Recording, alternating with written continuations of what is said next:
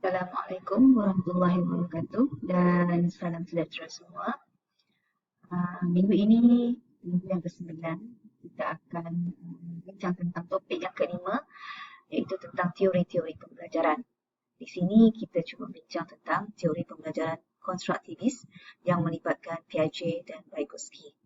Dan kedua adalah subtopik. Untuk topik 5, ini berkaitan dengan tutorial kelas nanti, iaitu implikasi teori-teori pembelajaran terhadap PDP termasuk kanak-kanak berkeperluan pendidikan khas. Jangan lupa ambil kira juga untuk kanak-kanak berkeperluan khas.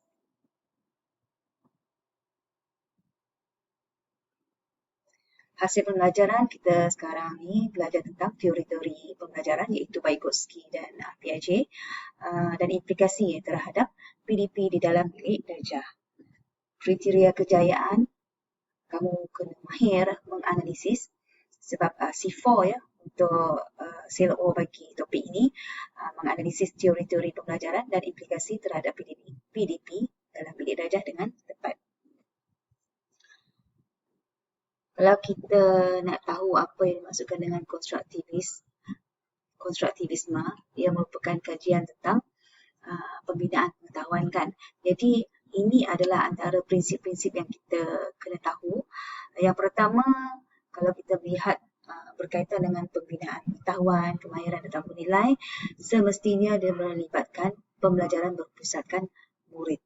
Apa-apa aktiviti ke perancangan kita memang kena kaitkan dengan berpusatkan murid-murid yang akan banyak meneroka ataupun mengaplikasi apa yang perlu mereka buat untuk membina pengetahuan sendiri. Dan seterusnya yang kedua, pembelajaran sendiri untuk membina pengetahuan bermakna. Di sini pembelajaran kendiri, bergerak. Di situ kena ada motivasi dirilah, dalaman untuk belajar sendiri setelah belajar daripada guru dan membina pengetahuan yang lebih bermakna.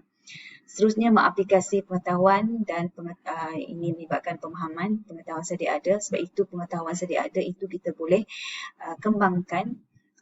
Jadi apabila kembangkan, dia banyak melibatkan aktiviti aplikasi ke, menganalisis ke untuk mendalami sesuatu perkara yang kita pelajari. Seterusnya dalam membina pengetahuan, nilai ke, kemahiran ke, memang perlu melalui interaksi. Sama ada interaksi bahan ke, interaksi secara komunikasi dua hala ke, macam-macam lah. Di samping ada bimbingan dalam membantu membina pengetahuan masing-masing. Dan semestinya kalau melibatkan membina pengetahuan, di situ melibatkan pembelajaran bermakna. Semua yang dipelajari bermakna dalam kehidupan ke, dalam dalam kerjaya ke, itu yang perlu dititik beratkan. Dan seterusnya semestinya persekitaran pembelajaran yang kompleks. Kompleks maksudnya kat sini mungkin kondusif, ada bahan-bahan yang cukup, ada kemudahan yang cukup untuk membantu dalam pembinaan pengetahuan yang lebih bermakna dan ditambah dengan tugasan autentik. Apa yang dimaksudkan dengan tugasan autentik adalah di situ keadaan yang sebenar, mengalami keadaan itu secara langsung. Kalau langsung di situ banyak melibatkan deria, penggunaan deria ke, penggunaan apa lagi, aktiviti itu yang dialami secara hands on, itu yang dikatakan dengan tugasan autentik dalam prinsip-prinsip konstruktivisme. Jadi kat sini kita akan lihat yang pertama teori konstruktivisme yang melibatkan seorang tokoh yang sebelum ini pernah saya beritahu, yang sebelum ini kita ada bincang tentang teori kognitif kan. Jadi Jean Piaget dia salah seorang untuk teori kognitif, tapi dalam teori konstruktivisme dia merupakan orang yang terkenal dalam melihat perkembangan kanak-kanak dan macam mana membina pengetahuan. Jadi Jean Piaget ini merupakan orang psikologi, individu dan kognitif. Maksudnya psikologi dia, teori dia dia mengkaji tentang tingkah laku, tentang emosi. Sebab itu perkembangan individu yang ada peringkat sensori ke peringkat apa lagi yang ada 4 level tu. Itu merupakan salah satu kajian beliau dan semestinya dia menekankan kepada perkembangan kognitif. Jadi kalau kat sini menurut Jean Piaget, di situ berkaitan dengan konstruktivis merupakan keupayaan mengurus maklumat dan pengetahuan berlaku secara berperingkat. Seperti saya beritahu tadi lah, ada berapa level kan. Kalau kanak-kanak berapa 2 tahun ke bawah, dia adalah peringkat sensori. Sebab sensori dia banyak menggunakan deria untuk meneroka apa-apa yang ada di sekeliling supaya apa yang diteroka itu menjadi maklumat baharu kepada kanak-kanak itu untuk mempelajari sesuatu. Okey, yang kedua, proses membina pengetahuan berlaku bermula dengan pengetahuan yang sedia ada dalam struktur kognitif. Sebab itu, kalau ada kanak-kanak yang baru umur 2 tahun ke, yang 2 tahun ke bawah, memang digalakkan dia meneroka semua objek yang ada di sekeliling dia menggunakan deria dia, sama ada dari mata ke, dia dengar, deria balik sentuh, sebab dia nak membentuk dia punya pengetahuan dulu. Itu adalah pengetahuan sedia ada. Jadi apabila dia umur dah 3 tahun ke 4 tahun, di situ dia dah makin berkembang dia punya pengetahuan. Sebab itu ini dikatakan oleh Jean Piaget, membina pengetahuan bermula dengan pengetahuan sedia ada dalam struktur kognitif. Sehinggalah kanak-kanak yang berumur 11 tahun ke atas dah boleh berfikir secara abstrak, terutamanya orang dewasa memang dah dia dah boleh berfikir secara kebat. Dalam teori Piaget ini, yang perlu kamu ingat adalah dia memang ada 4 proses ini.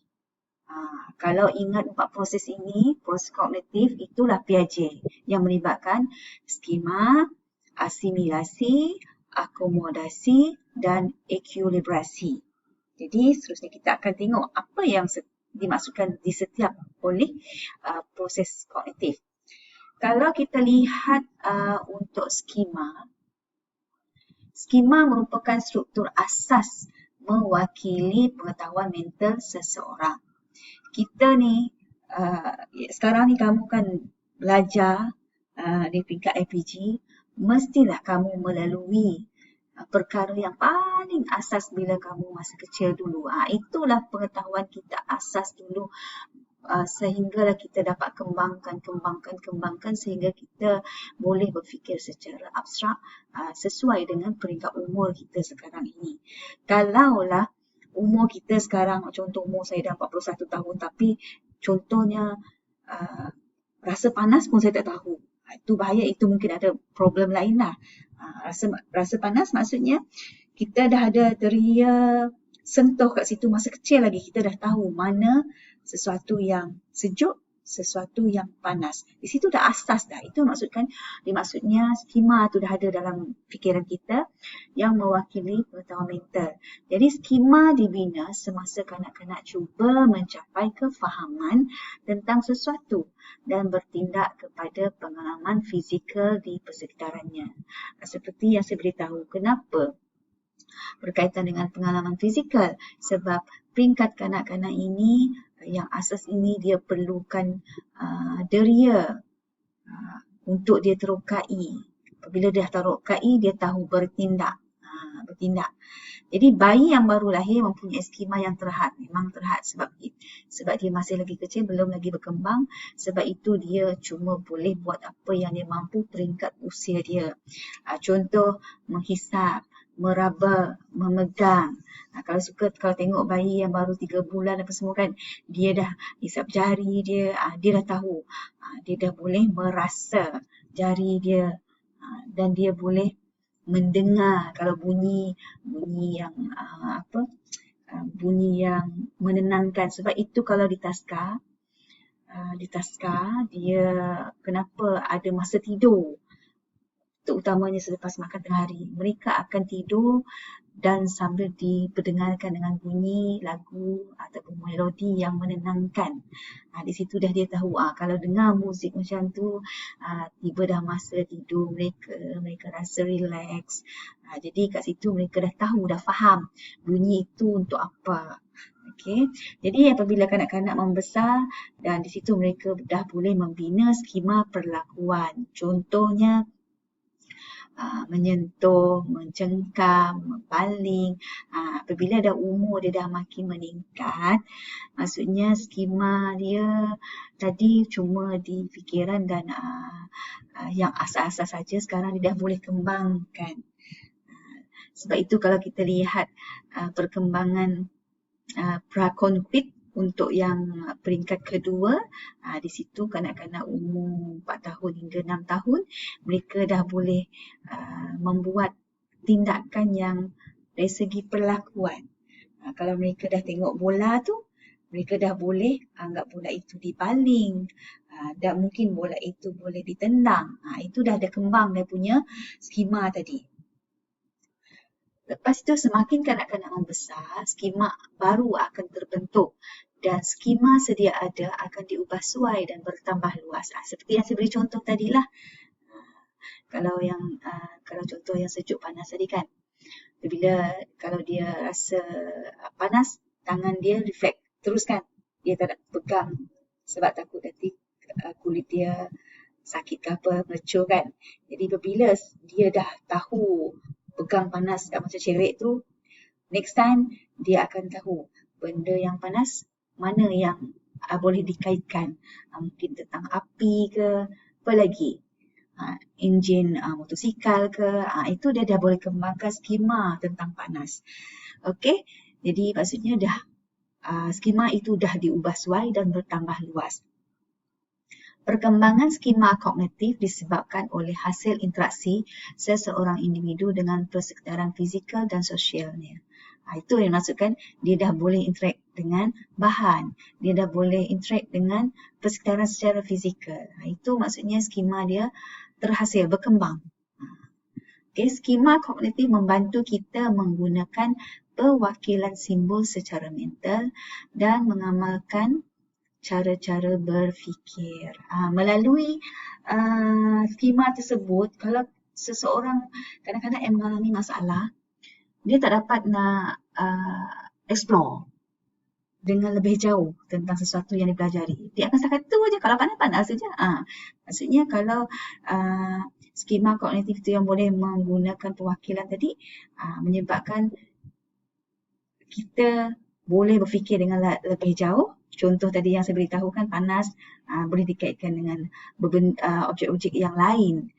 Dari situ kita dah tahu kalau yang macam cerit ke dapur masak ke, enjin motosikal ke, kalau dia fikir dengan lebih jauh, api tu macam mana, apa kegunaan api itu. Kalau cara salah, mungkin boleh menyebabkan kebakaran. Kalau yang dia macam memberi kebaikan, mungkin dari segi masakan ke apa semua, itu dah menunjukkan pengamalan cara-cara berfikir. Kalau ada kanak-kanak yang boleh berfikir dengan lebih jauh macam itu, memang dia mempunyai kemahiran berfikir aras tinggi yang sentiasa dilatih, sentiasa diuji dan dia boleh jawab. Sebab itu kalau kenapa kebat juga ada di peringkat level awal kanak-kanak. Sehingga kita dewasa ni pun masih lagi kebat. Kebat kanak-kanak ni lain, kebat kita ni lain. Kita mesti ikut level dia. Sebab itu kalau yang peringkat kita kena fikir dengan lebih jauh macam mana untuk improve PDP kita, terutama sekarang PDPR kalau yang berlaku sekolah tidak buka. Yang ini menuntut kita ubah skema yang sedia ada, yang kita pedagogi biasa tu, kita twist macam mana nak mengamalkan PDPR yang lebih advance dan lebih bermakna kepada pelajar-pelajar. Jadi skema berubah, berbalik pada ini, skema berubah dan berkembang melalui dua proses, iaitu organisasi dan adaptasi. Mula kita susun maklumat tu, panas, sejuk, keras apa semua, itu kita susun. Lepas tu adapt, kita adapt maksudnya kita boleh kaitkan dengan benda-benda yang lain supaya skema kita itu berubah dan berkembang.